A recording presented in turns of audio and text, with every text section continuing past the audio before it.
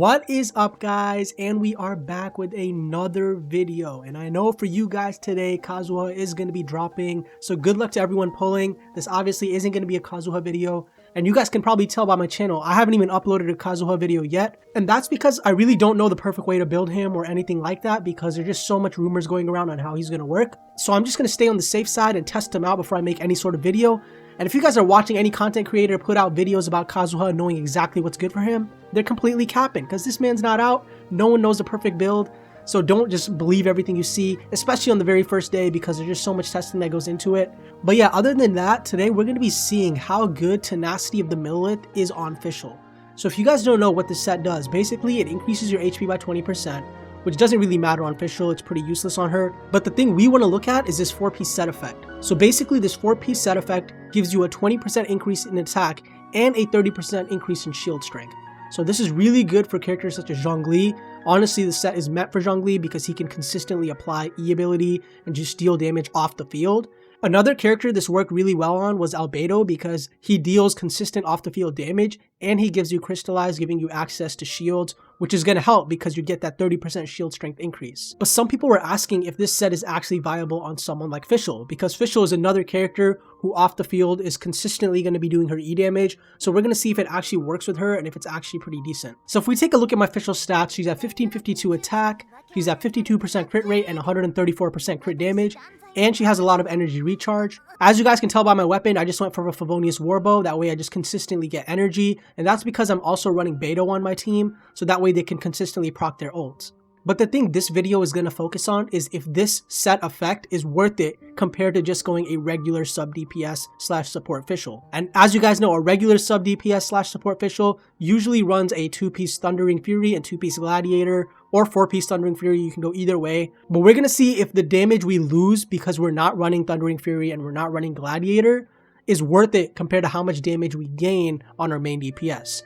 And in this case, our main DPS is going to be Kaya. And as you guys can see, my Kaya stats right here, I have 2240 attack, I have 77.1% crit rate and 185% crit damage. I also have a good amount of energy recharge at 165%. And this is a physical DPS Kaya, that's why I have 83.3% physical damage. And then the remainder of my team is going to be Beidou and Diona. The reason I'm running both of them is because they both give shields, which is going to help because Tenacity of Millelith increases our shield strength. And not only that, Diona provides cryo energy as well as giving us cryo resonance, and Beidou provides electro energy as well as giving us electro resonance. And I know I say cryo resonance, but one thing you guys have to keep in mind is when you're running characters like Fischl and Beidou, most of the time the enemy's going to be affected by electro because of how fast Fischl applies electro and just how fast Beidou's burst applies electro. So honestly, if you're running a team like this with superconduct, relying on your cryo resonance isn't really going to be that helpful, because most of the time they're not going to be affected by cryo unless it's a cryo slime or an enemy that's just innately affected by cryo. So we're going to test against this guy right here, and I know Diona gets a 20% damage increase, but Diona already does like 0 damage, and my Diona doesn't have any artifacts, so there's nothing to worry about right there. And we're just going to go ahead and put it on expert mode. I'm not going to activate any of these because the goal of this video is not try to beat this as best as we can. The point of this video is just to see how good Tenacity of Millelith is on Fischl. So let's go ahead and get started. So let's go ahead and look at Kaya's auto attacks without any buff active. And remember guys, I have 2240 attack when Kaya has no attack boost active. Let's see his full 3-chain combo. Okay, so that's about what, like 10k damage in like a second? So that's without any buff active. So now let's go ahead and activate Fischl's E ability and see how much it boosts our Kaya's attack. Okay, so our attack goes from 22 to almost 2400, as you guys can see right here. Let's see how much of a difference that makes in our damage. Okay, and as you guys saw right there, with Tenacity of the Millelith active, our total damage from our 3 combo goes to around 13.8k, almost 14k. So it's around a 1000 to 1200 increase in our attack damage. And again, it might not seem like a lot, but one thing we have to keep in mind is it applies to everything, the attack percent increase, and it's basically always up. Let's go ahead and see what it looks like with superconduct and Tenacity of Millelith active. Okay, and as you guys can tell right there, and don't mind my Kaya dying, I'm just here to test the numbers. So with superconduct and Tenacity of the Millelith active, our auto attack chain went up to 20k, almost 21k in damage. And again, that's only in a span of like a second. So you're doing 20k damage a second with superconduct and Tenacity of the Millelith active. Without Tenacity of the Millelith active, we're only losing out on 1k-ish damage, but that attack percent increase applies to everything, including your auto attacks, including your E ability, and it improves your shield strength. And not only does it affect your main DPS, it affects everyone on your team, including your Fischl. So if you have a decently built Fischl with Tenacity of the Millelith, she's going to be doing a decent amount of damage. But now let's go ahead and compare a Tenacity of Millelith Fischl to a regular sub DPS Fischl / support Fischl that most people run. Actually, before we jump into a Fischl test, let's go ahead and see how much damage Tenacity of the Millelith Fischl does. And then let's see how much she does per tick. And again, because you have Tenacity of the Millelith, it's going to improve her attack. So she's doing around 3.8k per tick. And my attack goes up to 1681. Buff is gone. You guys can tell my attack is only at 1552. Okay, so I went ahead and switched to a regular sub DPS / support Fischl. Most people run 2-piece Thundering Fury, as you guys can see, and 2-piece Gladiator. With this, my attack is higher at 1718, but my crit damage is basically almost the same because we don't want to change our crit damage because we want to see how much of a difference Thundering Fury and Gladiator is making. So our crit damage is at 132, before it was at 134, so it's a really small difference. The only thing that matters that changes our attack percent, and that's because we are running 2-piece Gladiator. And I also kept the same exact electro damage cup. It was only level 16 and it gave a 38.7% electro damage bonus. But as you guys can see, in total we have a higher electro damage bonus at a total of 53.7, and that's because we're running a 2-piece Thundering Fury set, which is increasing our electro damage. But now let's go ahead and see how much of a difference this makes in actual combat. And keep in mind guys, with Tenacity of Millelith, we were hitting for around 3.8k per tick.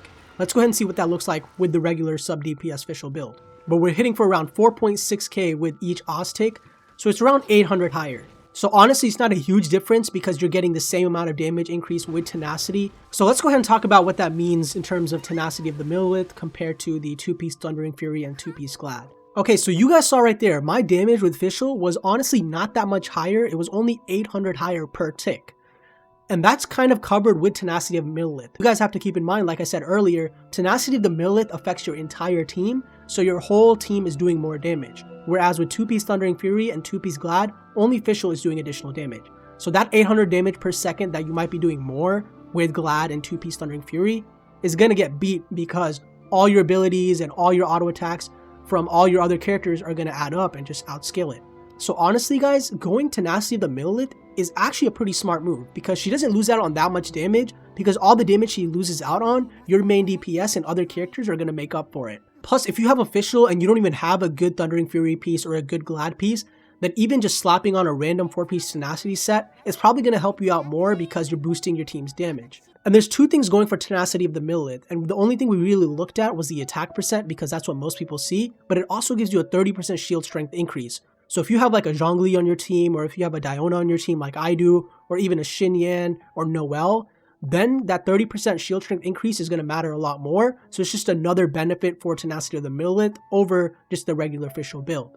But if you guys have more of a sub DPS oriented Fischl with cracked substats, then maybe the damage trade-off is not really that good, because as you guys saw, we compared with about similar stats, but if your stats for your Thundering Fury piece is a lot higher than what your stats are for your Tenacity of Millelith piece, then going Thundering Fury is probably the better option. Again guys, you guys have to think about what artifact sets you have and what the substats are like for those. If your substats are very similar, then going Tenacity of the Millelith is probably a better choice for you because you're helping out your team. But if one set has way better substats than the other, then going for that one is probably the smartest move. Overall guys, this set is just really good and it's super underrated. I don't see a lot of people using it. It works super well on Zhongli because it's just meant for him, but it also works great on characters like Albedo and Fischl.